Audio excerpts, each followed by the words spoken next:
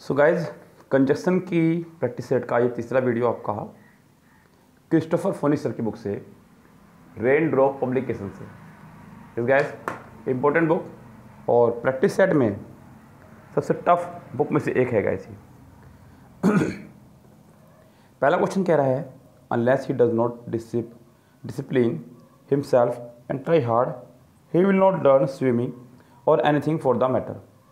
Guys ध्यान देना, unless until इनके साथ कभी भी मैंने बताया था कि नोट नहीं आना चाहिए क्योंकि ये अपने आप में ही नेगेटिव हैं। यहाँ पर उसने ये गलती करी, unless he does not, unless he does not, तो सेंटेंस के पहले ही पार्ट में हो गई है आपके एरर। ओके गाइस, चलिए आगे बढ़ते हैं। कह रहा है कि scarcely had he gone, scarcely, rarely, barely, इन सब के साथ में आप लोग हमेशा तुरंत बाद हैड या डिड का इस्तेमाल करते हैं। हैड का या डिड का इस्तेमाल करते हैं तुरंत बाद इनके, और हैड अगर होगा तो थर्ड फॉर्म, डिड होगा तो फर्स्ट फॉर्म। यहाँ पर नेक्स्ट पार्ट में वैन होना चाहिए जो कि यहाँ मुझे कहीं दिखाई नहीं दे रहा है। Scarcely had he gone out and a policeman, यहाँ पे एंड नहीं गाइस, बी पार्ट में एंड नहीं, यहाँ पर आपका वैन होना चाहिए था, तो ये सेंटेंस आपका करेक्ट रहता। यस गाइस, आगे देखिएगा next sentence. As Sachin Tendulkar is one of the greatest cricket players, so you cannot mark his name off from the list of person to be awarded Bharat Ratna. So guys यहाँ पे पहली बात तो ये कि उसने एज के साथ एज सो लगाया, ये कोई फॉर्मुलेशन मैंने आपको बताया नहीं। फॉर्मुलेशन सो एज का है या एज का है, यानी कि सबसे पहली गलती तो यहाँ पे यही है कि गलती तो ये है। दूसरी बात, अगर खाली बात करूँ एज की, तो एज आपकी कंजक्शन ऑफ रीज़न है, कंजक्शन ऑफ रीज़न है एज आपका।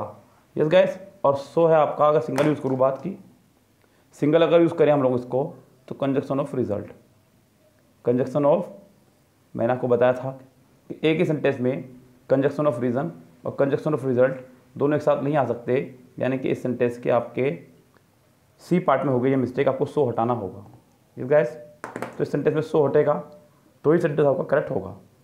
आगे बढ़िए, कह रहा है कि we all will die sooner or later since man are mortal at death is inevitable. तो कह रहा हम सबको जो है मरना है एक ना एक दिन, since man are mortal and death is inevitable. So guys, since आपका कंजक्शन ऑफ रिजल्ट है और सिंस का मतलब ऐसे में रहेगा अतः, जबकि वो कहना चाह रहा है क्योंकि, क्या कहना चाह रहा है, क्योंकि मनुष्य मॉर्टल है और डेथ इनएविटेबल है। तो यहाँ पे सिंस की जगह आपको फॉर का इस्तेमाल करना होगा, क्योंकि फॉर के मैंने आपको 3 मीनिंग बताए थे, से, के लिए और क्योंकि। यस गाइस, आगे बढ़िएगा। कह रहा है कि you must be surprise to hear that he had scarcely, बिल्कुल ठीक है, लेकिन आगे देन नहीं आएगा गाइस, सी पार्ट में आपको देन की जगह यहाँ वैन का इस्तेमाल करना होगा। आगे देखिएगा, because he has been bedridden for more than 2 months, therefore, same गलती यहाँ पर हुई है गाइस, उसने कंजक्शन ऑफ रीज़न बिकॉज का इस्तेमाल किया, साथ में कंजक्शन ऑफ रिजल्ट देयरफॉर का भी इस्तेमाल कर रहा है, जो कि रॉन्ग है। जब आप कंजक्शन ऑफ रिजल्ट लगा रहे हैं तो आप कंजक्शन ऑफ रिजल्ट का इस्तेमाल नहीं कर सकते, दो सेम कंजक्शन एक साथ कभी भी नहीं आ सकती हैं, तो कंजक्शन ऑफ रीज़न आएगी या कंजक्शन ऑफ रिजल्ट। हालांकि आपको यहाँ पे फिर से कंजक्शन ऑफ रिजल्ट को ही हटाना होगा, तो 6 सेंटेंस में सी पार्ट में हो जाएगी आपके मिस्टेक। सेंटेंस में आया आपका नो सूनर, नो सूनर के साथ में आपका देन चला करता है और डिड वगैरह तो जो दे रखा हो ठीक है ही। So no sooner did I reach the stadium to watch match between India and Australia. अब आपका डी पार्ट में इट से पहले आपका देन होना चाहिए था, जो कि यहाँ पे नहीं है गाइस। यस, तो इस सेंटेंस के डी पार्ट में हो गई आपके एरर। आगे बढ़ेंगे गाइस, यहाँ पे सेंटेंस नंबर 8 में I work hard and study well that I may pass the examinations and do my parents proud. तो गाइस, किसी पर्पज़ के लिए, किसी उद्देश्य, किसी टारगेट के लिए, किसी काम करने के लिए हम लोग ओनली दैट का नहीं, सो दैट का इस्तेमाल करते हैं। किस गाइस, तो यहाँ पे आपका खाली दैट नहीं, सो दैट पूरा होना चाहिए था, तो इस सेंटेंस के बी पार्ट में हो गई आपके मिस्टेक। आपको लगाना है सो दैट। क्या लगाना है?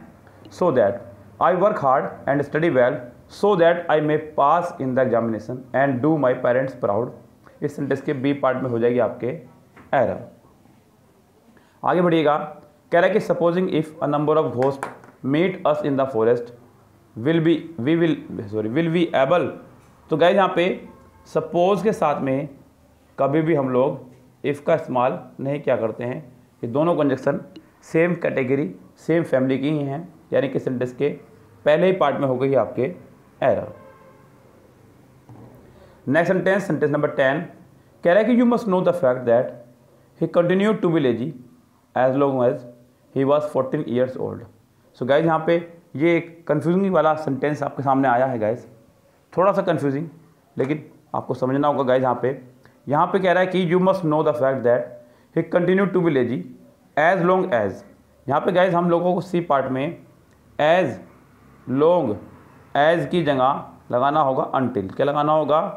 अनटिल, क्योंकि एज लॉन्ग एज जो है आपका एक्सटेंट ऑफ टाइम को रिप्रेजेंट करता है और वो एक्टिविटी लगातार चल रही हो तब लगता है आपका। आपको यहाँ लगाना होगा अनटिल, यानी कि इसके सी पार्ट में हो गई आपके एरर। एज लॉन्ग एज की जगह आपको लगाना होगा अनटिल। नेक्स्ट देखिएगा क्या कह रहा है 12th सेंटेंस, कह रहा है कि you must work till you leave because if you stop working the whole world will come to a standstill. So guys ये बात मैंने आपको फ्रॉम डे 1 ही बता दी थी कि टिल से कभी कोई सेंटेंस शुरू नहीं होगा। हालांकि यहाँ पे सेम मिस्टेक रही है जो मिस्टेक इससे पहले वाले सेंटेंस में थी। आपको टिल की जगह अब यहाँ पे एज लॉन्ग एज का इस्तेमाल करना होगा। किसका इस्तेमाल करना होगा? एज लॉन्ग एज का। तो गाइज यहाँ पे 12th सेंटेंस में आपको टिल की जगह एज लॉन्ग एज का इस्तेमाल करना होगा। He was very much depressed therefore I did not ask him anything about his breakup with his wife. He was very much depressed, यानी कि बहुत ही ज़्यादा बेचारा डिप्रेस दुखी था वो। therefore इसीलिए I did not ask him anything about his breakup with his wife. उसकी पत्नी के साथ जो ब्रेकअप हुआ है उसके बारे में मैंने उससे कुछ नहीं पूछा। सो गाइस यहाँ पे therefore जो आपका इस्तेमाल हुआ है, therefore मैंने आपको बताया है कि कंजक्शन ऑफ रिजल्ट है। क्या आपका ये कंजक्शन ऑफ रिजल्ट, यानी कि परिणाम के लिए लगती है और परिणाम ही तो है ये। तो गाइज यहाँ पे ये आपका बिल्कुल करेक्ट है, इस सेंटेंस में नहीं है कोई भी एरर। आगे बढ़ते हैं, कह रहा है कि you must commit it to your memory that you will do nothing till you are lazy and lax. 14 sentence में फिर से आप यहाँ पे एक्सटेंट ऑफ टाइम का यूज हो रहा है, तो आप टिल का नहीं एज लॉन्ग एज का इस्तेमाल करेंगे। जब कोई काम लगातार चल रहा हो कंटिन्यूटी के साथ में, हम ऐसे में एज लॉन्ग एज का इस्तेमाल क्या करते हैं। 15 sentence, I was doing net practice at that time Ricky Ponting came to talk to me regarding the match fixing. मैं नेट प्रैक्टिस कर रहा था जिस समय मेरे पास रिकी पोंटिंग आया। सो गाइस मैंने आपको बताया कि पास्ट की 2 घटनाओं के लिए, पास्ट की 2 घटनाओं को जोड़ने के लिए हम लोग इस्तेमाल करते हैं या तो वैन का या वाइल का, या तो वैन का या फिर वाइल का। I was doing net practice when, not at that time. When Ricky Ponting came to talk to me regarding the match fixing, यानी कि सेंटेंस के बी पार्ट में एट दैट टाइम की जगह आपको वैन का इस्तेमाल करना होगा। अगला सेंटेंस कह रहा है both.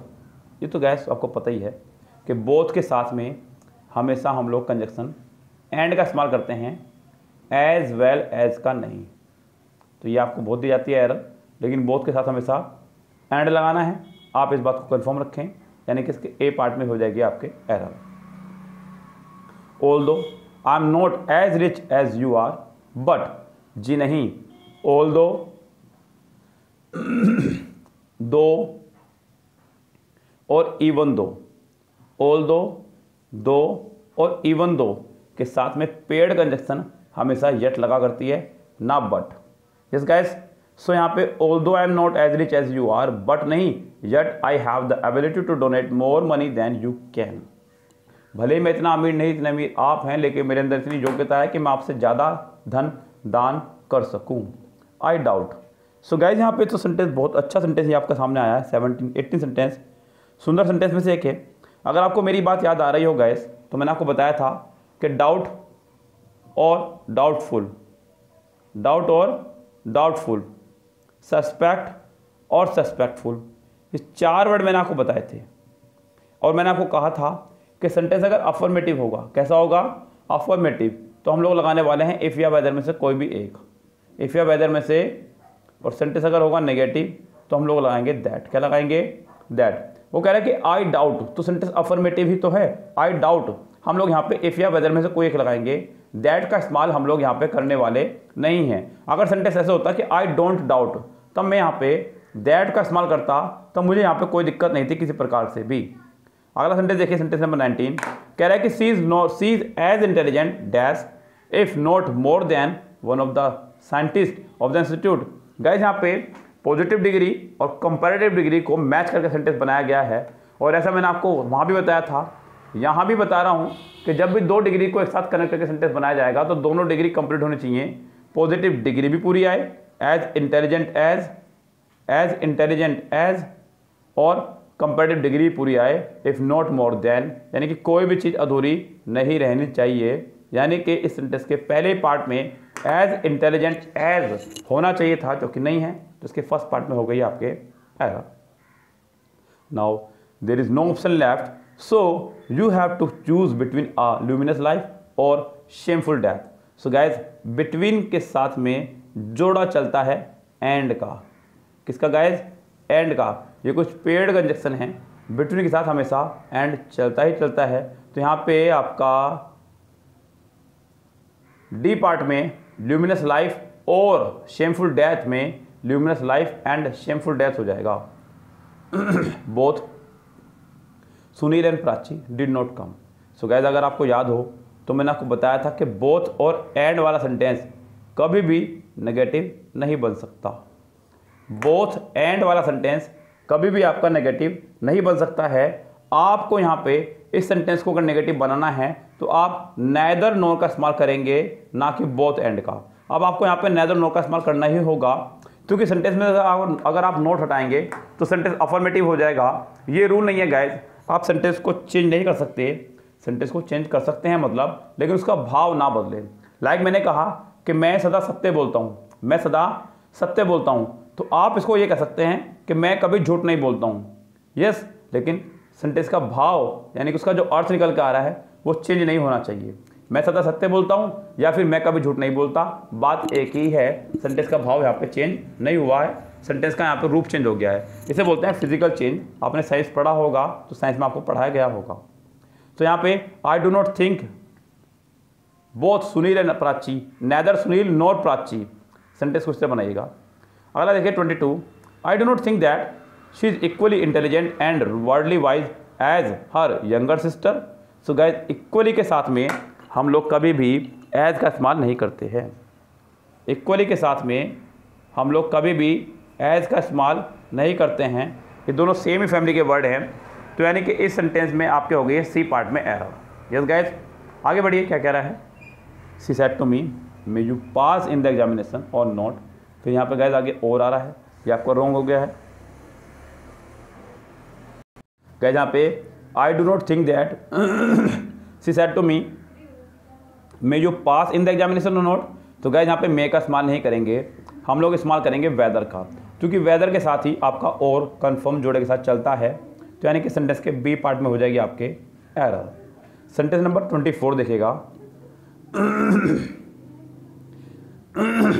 A mother said to her children walk carefully lest you may fall down.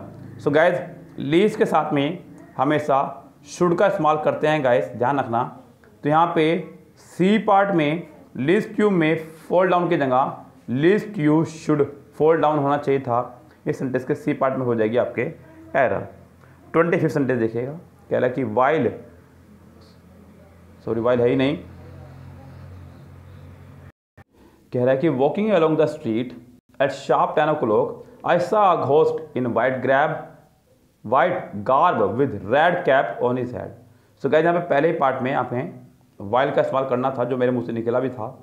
While walking along the street, यानी कि सेंटेंस के पहले पार्ट में हो गई है एरर। सो गाइज, ये आपका जो प्रैक्टिस सेट था, ये था आपका क्रिस्टोफर फोनिस सर के बुक से, जिसमें इन्होंने 25 क्वेश्चंस के सेट बनाए हुए हैं। 25 क्वेश्चंस के इन्होंने सेट बनाए हुए हैं। पहला सेट मैंने आपको कराया इसका 25 क्वेश्चंस का। नेक्स्ट सेट इसका आप खुद से कीजिएगा 25 क्वेश्चंस का ही। ओके गाइस, तो कीजिएगा खुद। मिलते हैं आपसे नेक्स्ट सेट के साथ में। इसका PDF मैं आपको भेज दूंगा। हम लोग अब बढ़ते हैं अपने नेक्स्ट प्रैक्टिस सेट की तरफ। तब तक के लिए लेते हैं आपसे विदा। Goodbye, have a nice day.